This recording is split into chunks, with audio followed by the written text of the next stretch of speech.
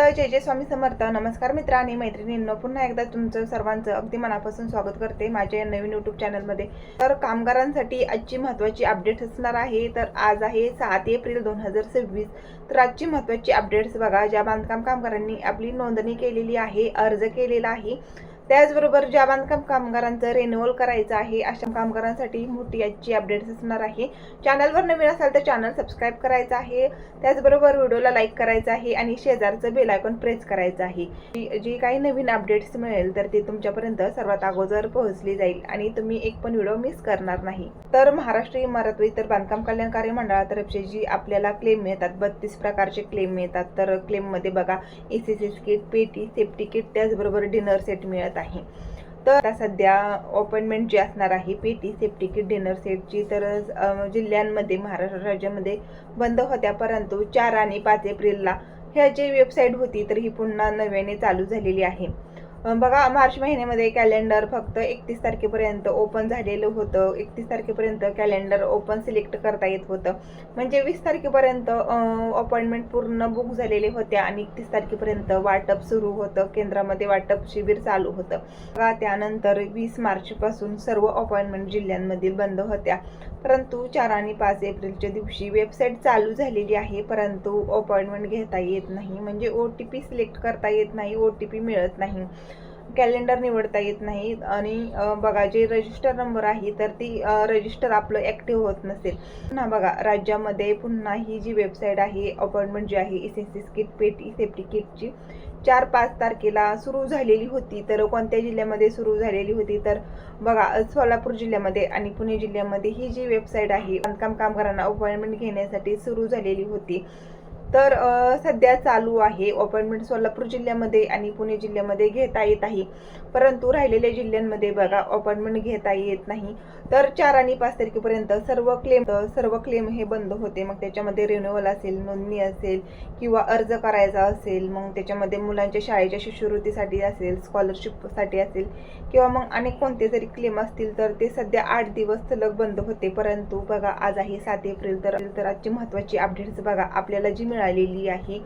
तर आज बघा, जिल्ह्यांमध्ये सध्या वेबसाईट पुन्हा नव्याने चालू झालेली आहे. पण मध्ये वेबसाईट चालू असेल, अपॉइंटमेंट घेता येत असेल तर नक्कीच तुम्ही अपॉइंटमेंट तिथे जाऊन घेऊ शकता. परंतु माहितीनुसार, अपडेटनुसार बघा, अपॉइंटमेंट जी आहे तर ही सोलापूर आणि पुणे जिल्ह्यामध्ये घेता येत आहे.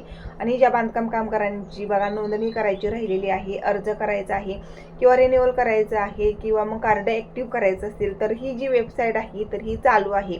परंतु अपॉइंटमेंट जे आहेत तर ह्या काही जिल्ह्यांमध्ये सध्या बंद आहेत. आणि पुणे आणि सोलापूर जिल्ह्यामध्ये जर तुम्ही राहत असाल तर नक्कीच तुम्ही वेबसाईटवरती व्हिजिट करायचं आहे, वेळोवेळी वेबसाईट व्हिजिट करायची आहे आणि तुम्हाला तुमची जी एसीसी किट, पेटी आणि सेफ्टी किटची अपॉइंटमेंट जी असणार आहे तर ही बुक करायची आहे. 7 एप्रिलपासून आजपासून रिन्युअल जे असणार आहे, नोंदणी असणार आहे.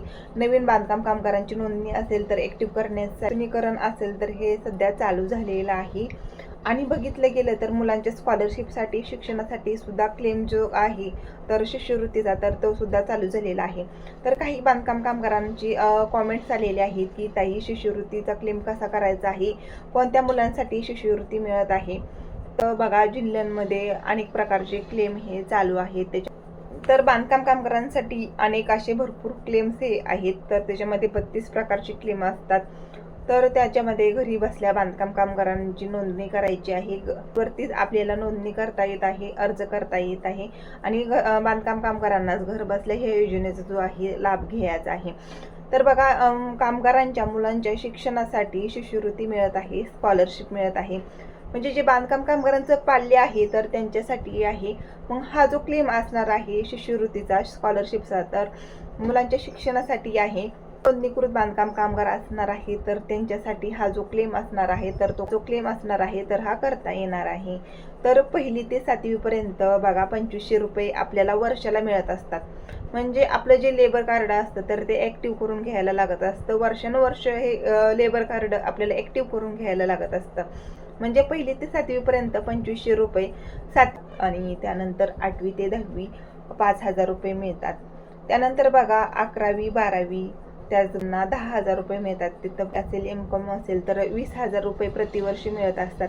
तर त्या बांधकाम कामगाराच्या मुलांची आणि स्वतः बांधकाम कामगाराची KYC ही करावायची असते. KYC केल्यानंतर त्यानंतर DBTच्या द्वारे आपल्या बँक खात्यामध्ये आपल्याला पैसेही मिळत असतात. तर DBTच्या माध्यमातून बँक खात्यामध्ये आपल्या मुलांना शिष्यवृत्तीच्या माध्यमातून, स्कॉलरशिपच्या माध्यमातून पैसेही पाठवले जातात.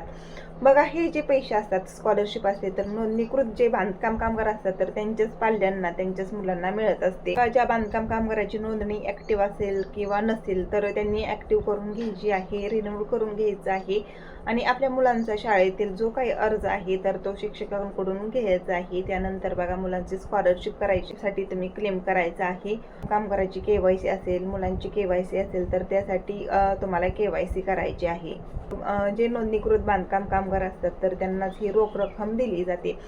तर बघा, आजची महत्त्वाची अपडेट्स बघा, जिल्ह्यांमध्ये, महाराष्ट्र राज्यामध्ये 36 जिल्ह्यांमध्ये ही जी ECCS किट पेटी, त्याचबरोबर सेफ्टी किटची जी क्लेम चालू आहेत. तर अपडेट्सनुसार बघा, पुणे आणि सोलापूर जिल्ह्यामध्ये अपॉइंटमेंट सध्या चालू आहेत.